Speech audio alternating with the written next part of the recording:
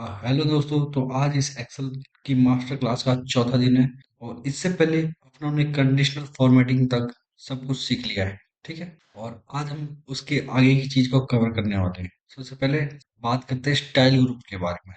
Style group के अंदर अपने कंडीशनल फॉर्मेटिंग को सीख लिया है और इसके अगला वाला ऑप्शन आता है अपने पास फॉर्मेट एज टेबल। क्या काम आता है? ठीक है। ये किसी भी टेबल को फॉर्मेट देने के लिए काम आता है। जैसे मेरे पास एक टेबल है, मैं एक छोटा सा टेबल बना लेता हूँ। मेरे पास क्या है, ये छोटा सा टेबल है। इसको क्या करना है, आपको सेलेक्ट करना है। सेलेक्ट करने के बाद अपने जाएंगे टेबल एज फॉर्मेट और यहाँ से कोई सा भी फॉर्मेट आप सेलेक्ट कर सकते हो इसको टेबल देने के लिए। अभी आपसे क्या पूछ रहा है, the data of your table in the following range. क्या जो आपका डाटा है ये इस रेंज के अंदर है, G3 से लेके I6 तक। तो आप देखेंगे अपना डाटा G3 से लेके G नंबर कॉलम और 3 नंबर रो से लेके I3 से I6 तक। और ये पूछ रहा है आपके टेबल में हेडर है। तो अगर आपके टेबल में हेडर है तो यस, टेबल है, हेडर पे चेक रहने देंगे और ओके बटन पे क्लिक कर देंगे।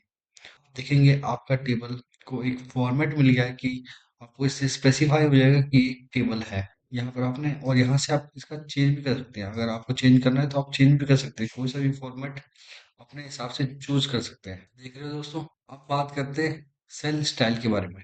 ठीक है। आपको पता है किसी भी एक छोटे से डब्बे को अपने को सेल कहते हैं। सेल के अंदर मैं कुछ भी डाटा एंट्री कर देता हूँ। जैसे नाम लिख देता हूँ मैं, मेरा विवेक। ओके। अब ये सेल है। अब इस सेल का स्टाइल क्या देना है, सेल स्टाइल के ऊपर अपने क्लिक करेंगे और यहाँ पर अलग अलग स्टाइल दे सकते हैं। ठीक है। जैसे कैलकुलेशन, सेल चेक, ये सेल आपको चेक करवाना है। ठीक है। दोबारा मैं जाता हूँ, कोई हाइपरलिंक ऐड करवाना है या आप शो करना चाहते हो कि यहाँ पर लिंक है, आप यहाँ पर क्लिक कीजिए, यहाँ पर हाइपरलिंक। तो हाइपरलिंक भी मतलब इसका स्टाइल दे सकते हो कुछ अलग। जैसे एक्यूरेसी, मतलब थोड़ा सा लाइट थोड़ा सा डार्क शो करना चाहते हैं कि उसमें वेटेज कितना है। जैसे अपने नंबर के अंदर शो करना चाहते हैं, जैसे इसके 50 नंबर है तो मैं इसको थोड़ा सा डार्क कर दूंगा। फिर 12 नंबर है तो इसको थोड़ा लाइट कर दूंगा। इसकी भी 12 है, थोड़ा सा लाइट कर दूँ। तो इस तरीके से आप शो कर सकते हैं। ठीक है दोस्तों। सेल स्टाइल का भी मतलब आपको पता लग गया है। अब बात करते हैं इंसर्ट की।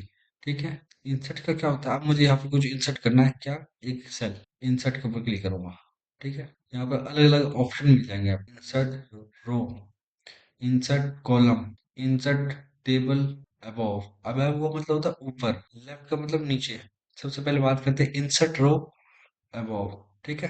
अब मुझे इसके नीचे ना एक रो ऐड करनी है तो मैं क्लिक करूंगा एक रो। तो ये देखो एक रो ऐड हो गई है। रो मतलब पूरी लाइन, चार के नीचे पांच, एक लाइन नई आ गई है। इसके अंदर आप नया एक डाटा एंट्री कर सकते हो। ठीक है। जैसे मैं भूल गया था किसी स्टूडेंट का, तो उसका भी अपने डाटा एंटर कर सकते हैं। उसके बारे में आप समझ गए। अब मैं इस सेल को दोबारा सेलेक्ट करता हूँ, यहाँ पर जाते हैं इंसर्ट कॉलम। कॉलम के बारे में बात करेंगे तो आप देखोगे इसके लेफ्ट में एक कॉलम आ गया है। जो भी सेल मैंने सेलेक्ट कर रखा था इसके लेफ्ट में एक कॉलम आ गया है।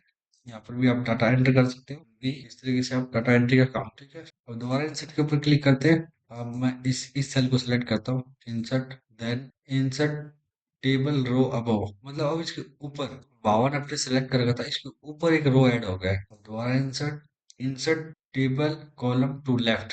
अब इस 52 के लेफ्ट में एक इंसर्ट हो जाएगा। ये देखो राइट साइड में कुछ ऐड नहीं हुआ है, 52 के लेफ्ट में एक कॉलम ऐड हो गया। ठीक है। तो इससे क्या कर सकते हो, आप कुछ ऐड करा सकते हो कॉलम या फिर, ठीक है, पूरी की पूरी।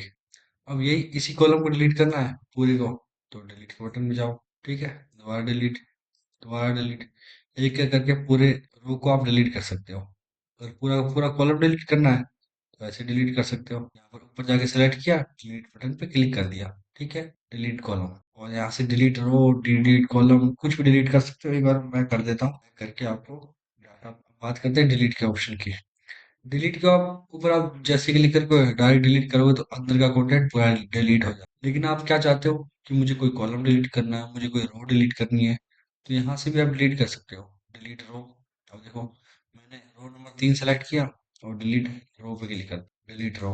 3 नंबर रो पूरी की पूरी गायब होगी। अब कंट्रोल जेड दबाएंगे और एक स्टेप पीछे हो जाएंगे। ठीक है। अब दोबारा डिलीट के बटन पे क्लिक करेंगे, उसके साथ में छोटा सा ड्रॉप डाउन का ऑप्शन दिख जाएगा आपको, यहाँ क्लिक करना है आपको। अब बात करते हैं डिलीट कॉलम की। अब ये कॉलम बीच में खाली है जिसका नाम एच है, कॉलम एच है। ठीक है। इसके बीच में आप कहीं भी क्लिक कर दो, डिलीट का ऑप्शन जाएंगे, डिलीट कॉलम, ठीक है।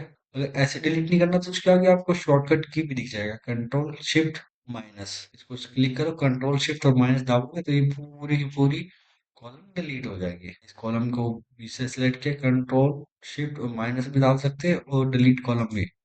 मैंने डिलीट कॉलम दाबा, जैसे ही दाबा वो कॉलम डिलीट हो चुकी है। ओके दोस्तों, अब दोबारा क्लिक करेंगे, डिलीट टेबल रोज, मतलब इस टेबल का जितने भी रो है ना वो सारे डिलीट हो जाएंगे। क्लिक करते ही ये देखो डिलीट हो गया। टेबल कॉलम, जितने भी कॉलम है सारे डिलीट हो जाएंगे। ये साइड वाले कॉलम थे ना वो डिलीट हो गए। ओके दोस्तों, अब फॉर्मेट की बात करते हैं। कौन से ग्रुप की बात कर रहे हैं? अपने सेल ग्रुप के बारे में बात कर रहे हैं। अब सेल ग्रुप में आता है फॉर्मेट। फॉर्मेटिंग कैसे होती है? जैसे किसी भी एक सेल है, इसके अंदर कोई भी डाटा एंटर कर रखा है, इसको आप फॉर्मेटिंग कैसे कर सकते हो? सेल के ऊपर क्लिक किया, फॉर्मेट, इसकी हाइट को फिट कर सकते हो, रो की हाइट को।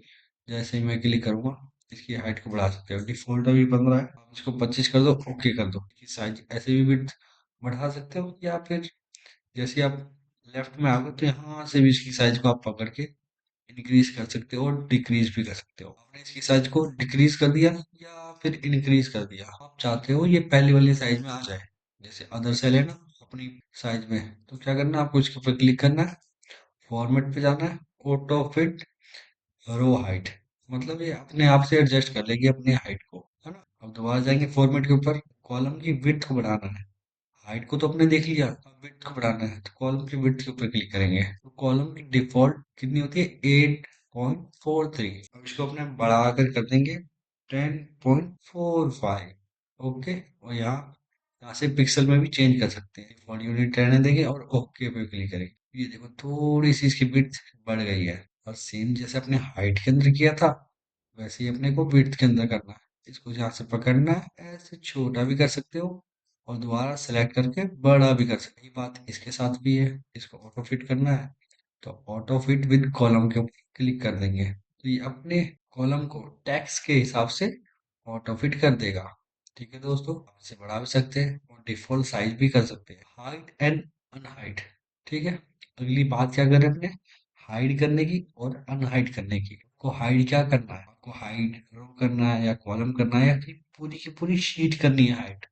और अगर अनहाइड करना है तो यहाँ से भी आप अनहाइड कर सकते हैं, रो को, कॉलम को या फिर शीट को। ओके, तो सबसे पहले हाइड हाइड के बारे में बात करते हैं। किसी भी रो को हाइड करना है, अब यहाँ पर कितने रो है अपने पास? दो, तीन, चार डुप्लीकेट वैल्यू है। इस रो को मैं, यहाँ दो डुप्लीकेट वैल्यू है, रो नंबर 102, 102। ठीक है, अब मैं चाहता हूँ कि 102 वाली रो हाइड हो जाए, तो इस सेल के ऊपर क्लिक करेंगे, फॉर्मेट के ऊपर जाएंगे, हाइड के ऊपर जाएंगे, हाइड रो को क्लिक करते हैं, तो आप देखोगे अपने पास एक रो हाइड हो गया है। ये पता कैसे लगेगा कि यहाँ पर रो हाइड है? यहाँ पर आप देख सकते हो नंबरिंग, रो नंबर 1, 2, 3, 4, 5, 5 के बाद डायरेक्ट 7 आ रहा है दोस्तों, 6 गायब हो चुका है। यहाँ क्लिक करेंगे अनहाइड करने के लिए, जैसे आप क्लिक करोगे वो अनहाइड हो जाएगा। अब यहाँ से नहीं करना है तो आप दोबारा वहीं जाके अनहाइड कर सकते हो। अब मैं चाहता हूँ कॉलम हाइड करना, ठीक है, कॉलम मान लो ये कॉलम है, मैं इसे हाइड करना चाहता हूँ, फॉर्मेट हाइड कॉलम।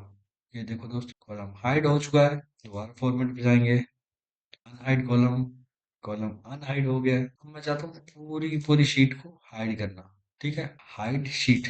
फिलहाल ये वर्क नहीं कर रहा है, ठीक है, बाद में आप इसको यहाँ से भी हाइड कर सकते हो। वैसे यहाँ पर आप राइट क्लिक करोगे और यहाँ से हाइड के ऊपर क्लिक करोगे तो शीट नंबर 1 हाइड हो चुकी है अपने पास, तो शीट नंबर 2 के ऊपर अपने आ गए। अब दोबारा उसे अनहाइड करना है तो अनहाइड के ऊपर क्लिक कर दो, तो शीट नंबर कितनी कितनी शीट है अपने पास? एक ही शीट है। तो यहाँ से आपके पास बहुत सारी शीट होगी तो पूछेगा आपसे कौन सी शीट को अनहाइड करना है, तो आप सेलेक्ट कर सकते हो शीट नंबर 1 को मुझे अनहाइड करना है, सेलेक्ट किया और ओके के ऊपर क्लिक किया। मैं आपको एग्जांपल देकर बता देता हूँ एक बार। Sheet number 1, sheet number 2, sheet number 3 और शीट नंबर 4, 4 शीट है अपने पास। तो मैं एक बार शीट नंबर 1 और शीट नंबर 2 को हाइड करने वाला हूँ। इस पर राइट क्लिक करेंगे और हाइड के बटन के ऊपर क्लिक करेंगे, 4 को सिलेक्ट करेंगे और यहाँ से भी आप हाइड कर सकते हो। हाइड, 4 भी हाइड हो चुका है क्योंकि अपने पास एक ही शीट थी पहले इसलिए हाइड नहीं हो रही थी। ठीक है, अब मैं चाहता हूँ उस शीट को वापस लाना, 3 नंबर शीट को भी हाइड कर देते हैं यहाँ से, हाइड। वो अनहाइड करना, तो अनहाइड करने के लिए क्या क्लिक काम क्या करेंगे अपने, फॉर्मेट पे जाएंगे, हाइड अनहाइड, यहाँ से भी अनहाइड शीट के ऊपर क्लिक कर सकते हैं, ठीक है, अनहाइड शीट।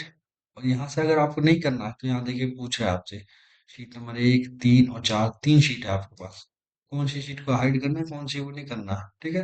कौन सी शीट को चाहते हो आप अनहाइड करना, तो यहाँ से भी कर सकते हो, नहीं तो लेफ्ट क्लिक करेंगे अनहाइड, यहाँ पर भी सेम डायलॉग बॉक्स आपके सामने आ जाएगा। तो सेम आप सेलेक्ट करेंगे तीनों शीट को और ओके बटन पे क्लिक कर देंगे। जैसे ही आप ओके बटन पे क्लिक करते हैं, आपके सामने तीनों चारों शीट आ जाती है जो कि हाइड थी। उसके बाद अगले ग्रुप पे के ऊपर चलते हैं अपने, जिसका नाम है एडिटिंग। आप एडिटिंग में पहला आता है ऑटो सम। जितने भी फॉर्मूलाज हैं आपको इसके अंदर मिल जाएंगे, सम का, एवरेज का, काउंट का, मैक्स का, मिनिमम का, ठीक है।